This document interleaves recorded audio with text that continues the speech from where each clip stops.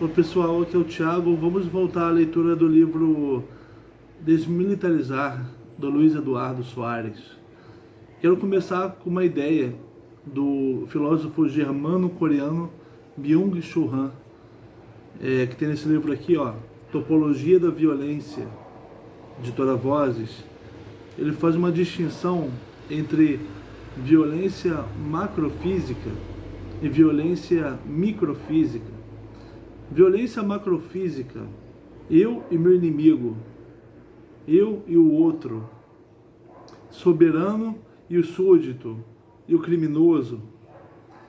É aquela violência observável, é aquela violência que vem na nossa cabeça quando pensamos em violência. Contra esse outro, você pode colocar uma barreira, você pode prender esse outro, você pode impedir o acesso desse outro. É o que o Byung-Chul Han chama de paradigma imunológico. Você pode se imunizar contra esse outro.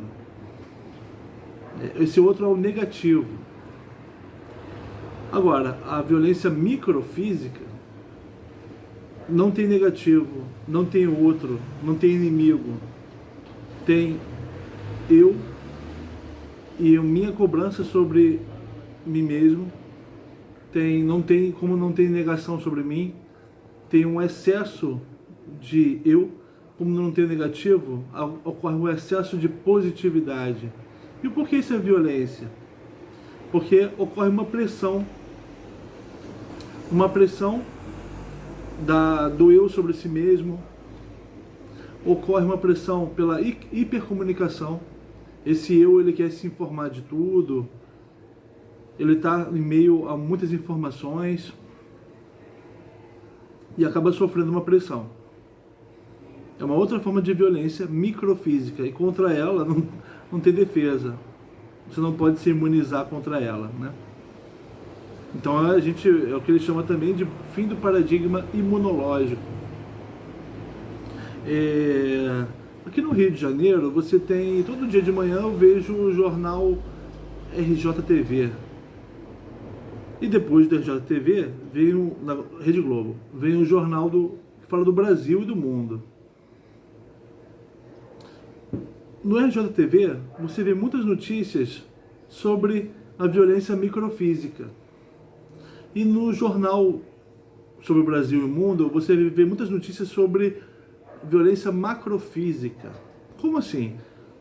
A pessoa que normalmente vê o Jornal da Manhã, ela está saindo de casa. O Jornal sobre o Rio de Janeiro está saindo de casa.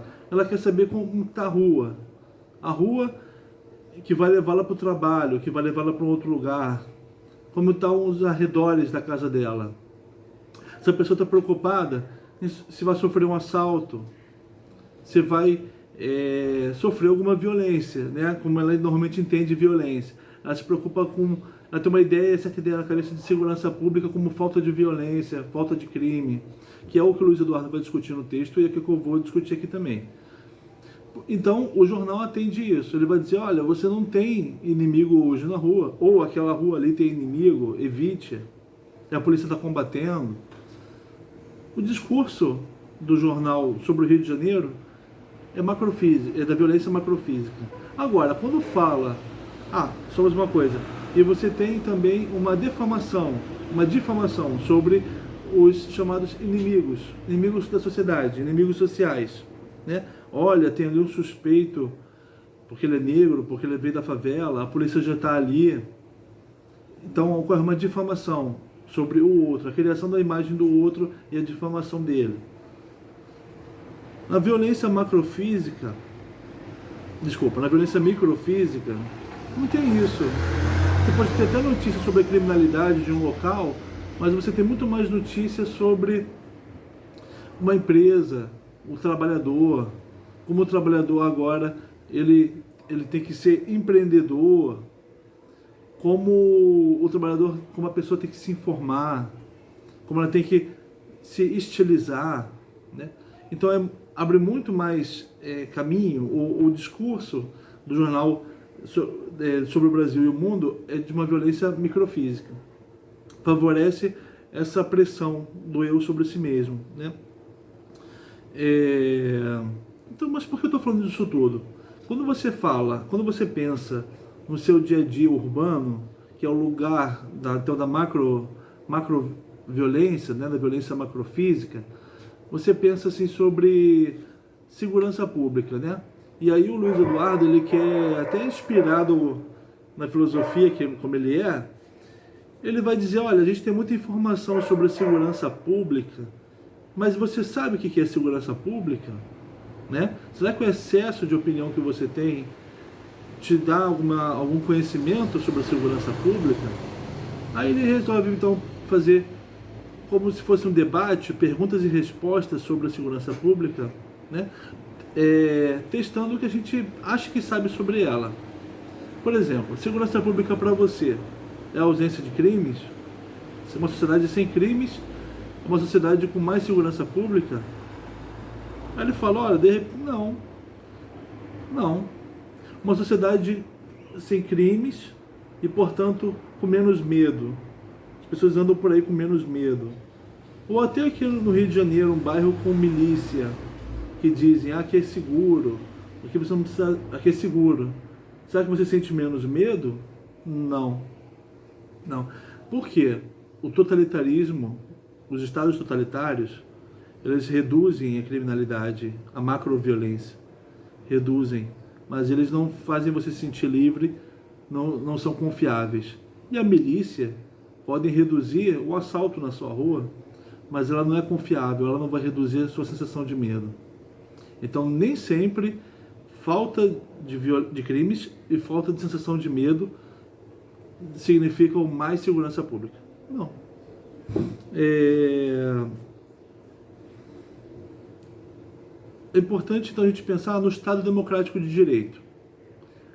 Um Estado em que estejam garantidos os direitos de todos. Meu, da pessoa que está na rua. Que nós possamos ser livres para dar opinião, para circularmos. E que, se cometermos crime, vamos responder criminalmente, mas dentro do Estado democrático de direito. Não tem uma ordem sem rompimento, né?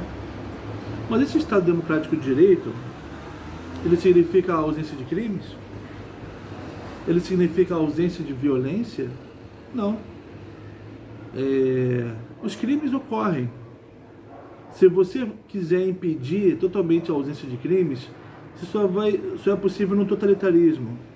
Os crimes ocorrem, mas eles não precisam ultrapassar um limite do aceitável. Eles podem ser existir uma medida razoável, aceitável, né?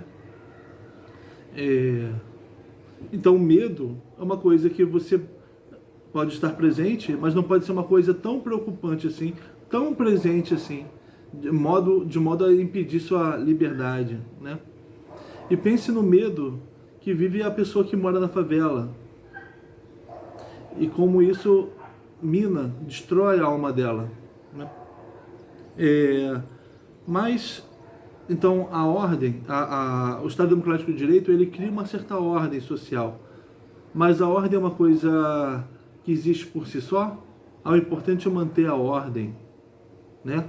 Não, aí você vai acabar caindo num totalitarismo. Estado, ou você vai ter uma ordem imposta pela milícia, que é uma soberania local, né? A ordem não é uma coisa que existe por si só, não. A ordem é uma expectativa de ordem. Eu saio de casa de manhã com a expectativa de que eu vou chegar com o objetivo de chegar no trabalho. E eu tenho uma expectativa implícita de que no meu caminho eu vou conseguir. Ou eu moro numa favela e eu quero levar de manhã minha filha para a escola. E eu tenho esse é o meu objetivo. E a minha expectativa é de que eu vou conseguir levá-la para a escola. E ela vai conseguir ficar bem lá. E eu vou conseguir sair de lá e ir para o meu trabalho bem. Eu tenho uma expectativa de que existe uma ordem. De que nos encontros que eu tenho com as pessoas não haverá violência. Eu tenho uma expectativa positiva nos meus encontros com as pessoas. E isso acaba produzindo a ordem. A ordem é uma coisa que se autoproduz quando eu tenho expectativa dela. Porque quando eu acho que no caminho vai ocorrer tudo bem, eu acabo dificultando a ocorrência de problemas. Agora, pense na pessoa que é muito preocupada com a ordem, que toma a ordem como uma coisa que existe por si só, e uma coisa importante por ela mesma, ou como ela acaba criando desordem, discussão, briga na rua, porque ela vai observar todos os comportamentos que ela acha que atrapalham a ordem e vai brigar com aquilo, né? Então, isso tudo é para a gente pensar sobre a segurança pública, né? Segurança pública é uma coisa que... O que é a segurança pública? Não é viver sem crimes, não é viver sem medo, nem sem violência, porque existe a violência de alguns esportes, existe a violência comedida dentro do Estado Democrático de Direito, que tem o monopólio da violência, né? Um uso comedido e dentro do estritamente necessário. Não é uma situação de uma ordem que não tem a ver com os contratos diários que as pessoas fazem umas com as outras, né? Então, numa situação em que a gente... Então, uma preocupação menor com a macroviolência, uma preocupação menor com o inimigo e com a manutenção do inimigo distante, e com a preocupação em se blindar contra o inimigo e o medo do inimigo. O Estado viver no Estado Democrático de Direito, sempre, com crime controlado, com violência controlada, com ordem contratada, reduzir a experiência da violência macrofísica. E é lógico, né, que isso vai deixar a gente mais à mercê da violência microfísica. Você vai poder ser um empresário de si mesmo, poder ler seus jornais, se informar sobre o movimento da economia,